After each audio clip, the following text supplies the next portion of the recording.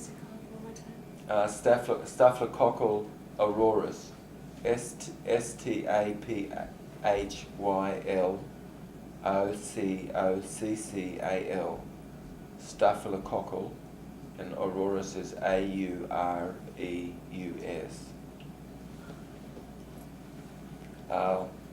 Then there also is Shigella species.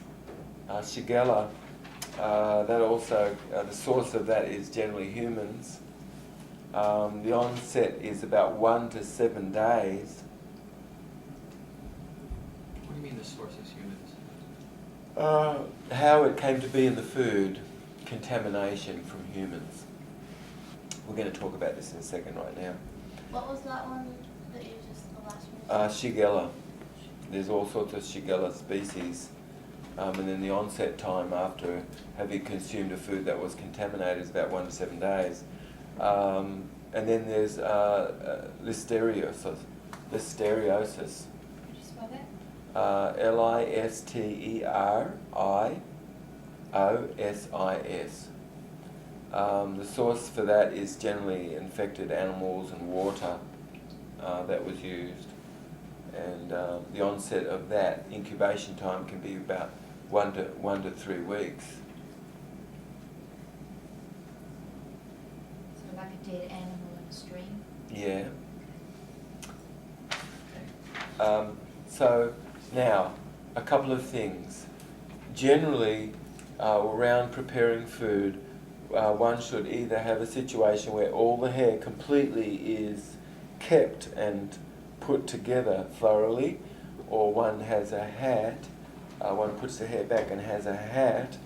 That's very important because you notice that hair and all sorts of things could have ended up.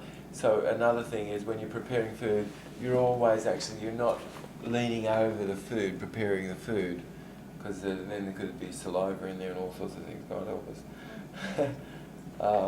But so now you should always do what in preparing the food, you're always back just a tad from the food, and you're really mindful, you're very protective to make sure that there is no cross-contamination. Now, is it all right that a food that was left out in another situation other than live food where cooking is concerned, if food was left out, how could that be sanitized? How could it be made sanitary again? It can be reheated. They can cook that, you see. They take it up to about 170 degrees if it's going to be reheated. And so they can be working with food that was left out for a while and they go, oh yeah, let's just reheat that up. And they'll heat it up to 170 degrees and apparently they kill things, but actually that's like really less than excellent actually. That food is not good at all. Because that's what I'm thinking of, like, when you go to a pizza place, it's been sitting there for so long, and like heating it up doesn't seem sufficient at all. Yes. Well, it's really been cooked to death already, so any organisms It's like hardly matters don't have about much it. of a chance. But underneath that heat, then they reheat it. It really is a drug. Pizza is a drug, and you would be better off actually doing a line of cocaine instead. People have a major charge on cocaine, and they have no charge at all on pizza, and that's absolutely incorrect. You should have a major charge on pizza, like just the same as people have a big old charge on some other illicit drugs and things. So because we don't, that's because we're kind of like used some to of it these the way things. an alcoholic doesn't get drunk really easily. Oh, you'd be surprised actually. People's moods can be quite affected after pizza. Yeah. Yes. We Well, just and don't if you recognise pay attention, that if you pay attention, you can like, it can be food allergy. and all even sorts of when you things. eat anything, you can feel the difference that it makes. Like, I don't think people recognize that they get sort of sedated after they eat. Yeah, lots of things that people eat is sedating. We're going to be talking a little bit about food as medicine and what sort of effect these foods have on our consciousness a little bit as we go. Why do you say that it would be better off doing a line of cocaine? Because pizza every day, if you rotate it with another drug, you'll be able to do the pizza. But if you don't rotate that, right, eventually that actually you really will die from that. And there's more people actually die of eating that drug than any other drug. Could you talk about that a little more? Or we can talk Um, about it later? There's about 220,000 deaths every 2 months, premature deaths in this country alone, that's related to eating cooked grains and cooked dairy. They are the two biggest drugs on the earth, is cooked dairy and cooked grains. More people die prematurely of those two drugs than any other drugs on the face of the earth. And then flesh is hotly behind there somewhere.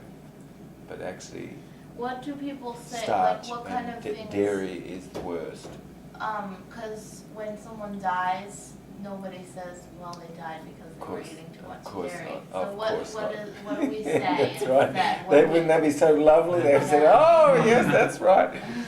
Yeah, Grandpa, you just kicked the bucket from too much dairy. What do we say we're dying from? Like, what kind Diabetes. Oh, Cancer. it's amazing that Cholesterol. if the person actually died because they were given a drug, the coroner might just say, gosh, this person died of a heart attack. of? So it's like people like to say, oh, there was their cholesterol level and they had a heart attack, and we just don't know why. Yes, that's right. Right.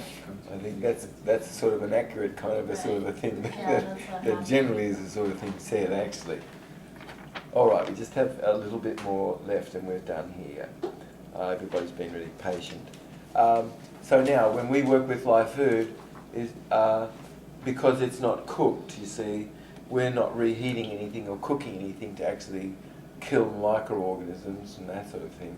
So all cold foods cannot be touched by hand. All cold foods have to have some barrier between the hand and the food.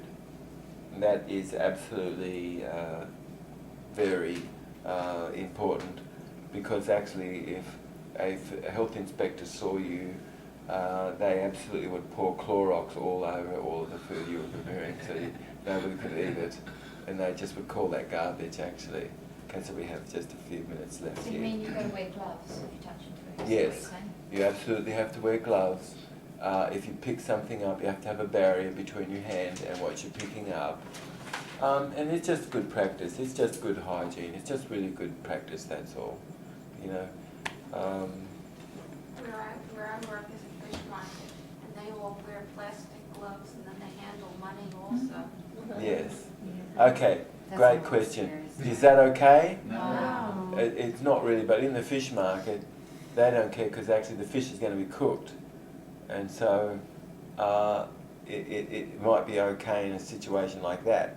But if you contaminate your gloves, you absolutely have to put that in the garbage and get new gloves. If somebody shows up for work, you're the live food chef, and they're like sniffling like crazy or something, would that be okay? No, it's not. You have to really make sure that the people who are working with the food are really in good health, and that's important. So would it be all right for people actually, you know, to have a snack while they're preparing food? No, you can't bring it to your mouth because then No. you're breathing all over. Absolutely not. As a live food chef, you should really be mindful. If somebody wants to have something to eat, you should encourage people, gosh, why not take a little time out and go relax and sit and have a little break?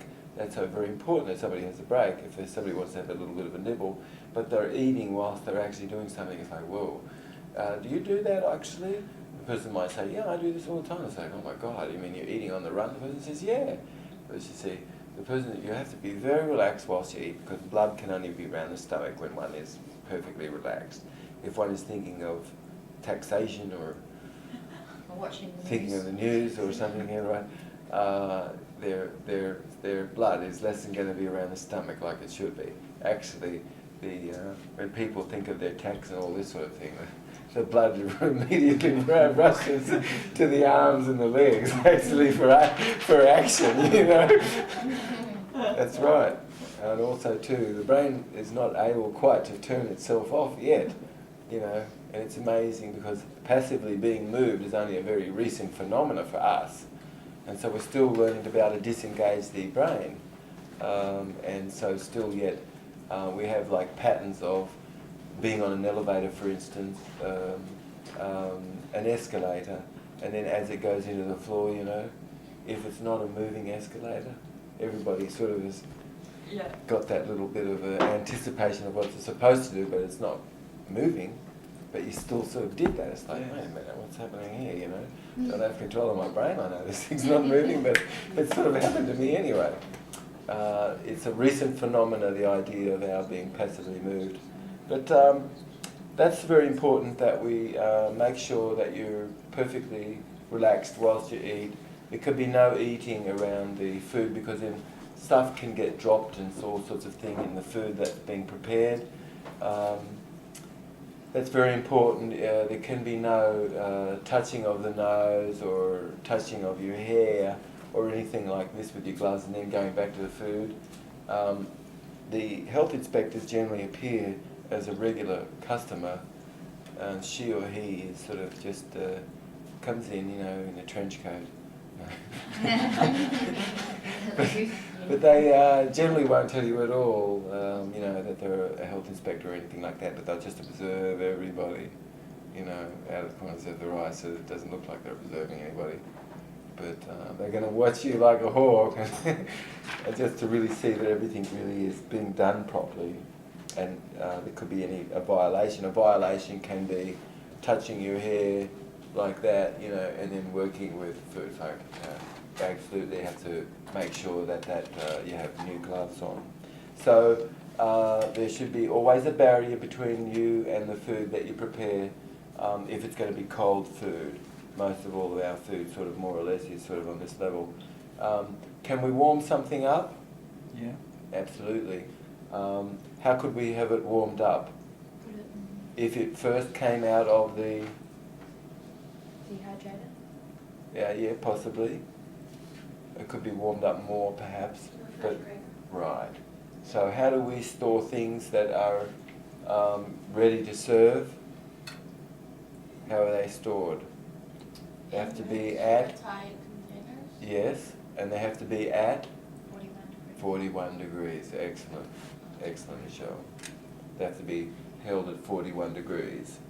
Some things cannot be held at a lower temperature, especially grasses. If you have lettuces or anything like that, that drops below that, broccoli, and it drops below 41 degrees, it won't be freezing, but grasses won't do very well at all, and they'll really less than be kept. So around about 41 degrees, your fridge should be sort of calibrated close to about 41 degrees. So if you're serving a soup, all your food then is stored at 41 degrees, which does not stop bacteria, but it kind of causes it to be slowed incredibly. But it doesn't stop it. But at freezing, it pretty much, you know, it stops it completely. So you can take something from 41 degrees and you can bring it, and then you can warm it up, and you can warm it up to around about 115 degrees is fine. 115 degrees is a temperature that's like a very hot water that you would wash your hands in, sort of. It's a very hot water. 120 degrees is a water that if you put your little finger in there, you could only put your little finger in there for a little while, and then you have to go, ooh, ow! Ooh, that's hot. Okay, so now that temperature is the temperature that enzymes starting to actually be less than kept. But below that temperature, enzymes can survive and survive. So we use a little steam to actually warm things up. So if we take something out of the fridge, we can warm it up with a little steam, and we warm it up to about maybe only about between 110 and 115 degrees. Take the chill off it. But that warmth can be very helpful for older people, can be very helpful for younger people, can be very helpful for people who are it's not food that hasn't been easy for them to digest